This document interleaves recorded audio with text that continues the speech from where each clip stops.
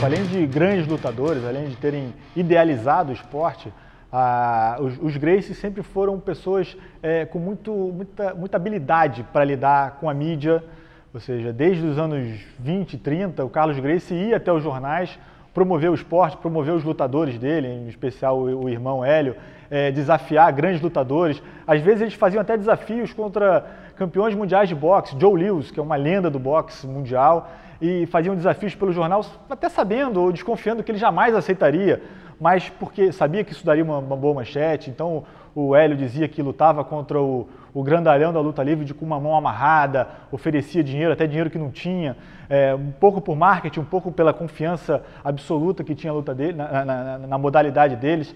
Então eles tinham uma facilidade muito grande em lidar com a mídia e também, como você comentou, em lidar com o poder. Donos de jornais, né, como Roberto Marinho foi aluno dele. Entusiastas do jiu-jitsu desenvolvido pela família Gracie. E divulgavam isso nos jornais. Então, assim, é claro que eles não se envolviam diretamente em política, mas estavam sempre relacionados e bem relacionados com os políticos. O Hélio chegou a dizer, uma época, que a sala de espera da academia dele, na Rio Branco, poderia ser feita uma reunião ministerial.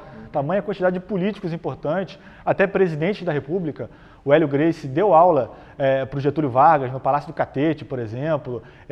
Mais à frente, generais da ditadura do regime militar tiveram aulas com o Hélio Gracie, com o Carlos Gracie. Enfim, eles sempre foram muito bem relacionados e souberam usar isso muito bem também. Ou seja, até casos evidentes, como, por exemplo, uma ocasião que os 4 irmãos Gracies foram presos, inclusive o Carlos e o Hélio, por uma briga de rua, e o Getúlio Vargas acabou interferindo, enfim, intervindo ali e conseguiu a libertação deles. Ou seja, isso é um caso direto, por exemplo, de saber usar o poder, da importância de se ter amigos influentes. Mas, ao mesmo tempo, também de ter suas lutas frequentadas por presidentes, por vice-presidentes. O Café Filho, então, o vice-presidente, assistiu à luta do Hélio contra o Kimura no Maracanã.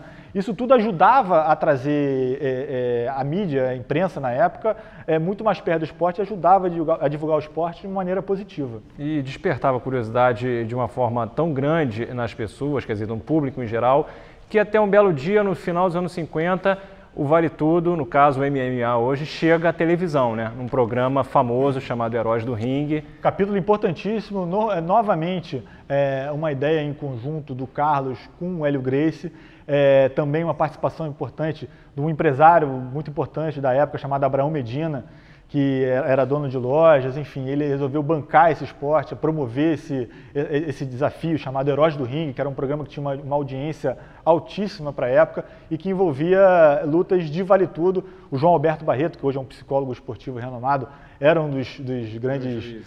Não, ele depois virou juiz, mas ele era um dos grandes lutadores, um dos grandes heróis do ringue, e foi um sucesso até que, num dia, o próprio João Alberto Barreto, numa luta, quebra o braço de um adversário. Isso, uma transmissão ao vivo, uma cena muito chocante, que fez com que o esporte fosse banido, o programa acabasse, o esporte fosse banido no estado da Guanabara por um tempo. E aí começa uma fase obscura desse esporte, que ficou restrito a alguns desafios, a portas fechadas.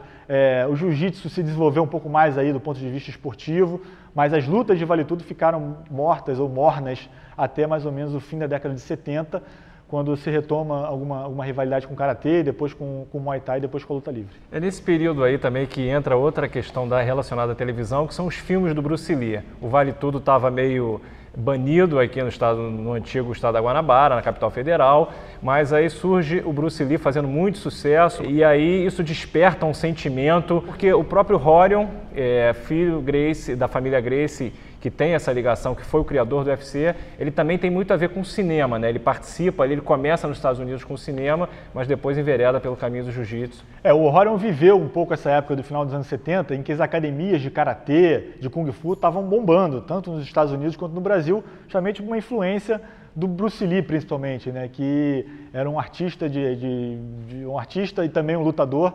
Ele nunca definiu muito bem qual era a luta que ele representava, mas era uma luta em pé, uma luta de golpes e tal. E isso incomodava muito os Gracies, né? O Hélio chegava a rir e ficar irritado, um misto de irritação e de deboche, quando via um filme do Bruce Lee, porque dizia que o que ele fazia era inverossímil. E ele perguntava assim, tudo bem, ele vai dar esse soco aí, mas se eu jogar ele no chão, o que ele faz? E de fato, a luta normalmente, uma briga, se decide no chão. E esse ponto que ele começou a ficar incomodado e queria mostrar o contrário. E o Rorion, quando foi para os Estados Unidos, justamente para dar início, para continuar essa missão do pai dele, de mostrar que o jiu-jitsu era a melhor luta que existia, a melhor arte marcial que existia, ele chegou nos Estados Unidos que era fã do Bruce Lee. E o primeiro alvo dele eram justamente as academias de karatê, de kung fu, para mostrar que, olha só, esse Bruce Lee aí, esses caras que dizem que podem vencer a luta em pé, se eu jogar eles no chão, acabou, eu vou ganhar a luta. E isso foi fundamental para que ele começasse com os desafios e depois para que tivesse a ideia do UFC.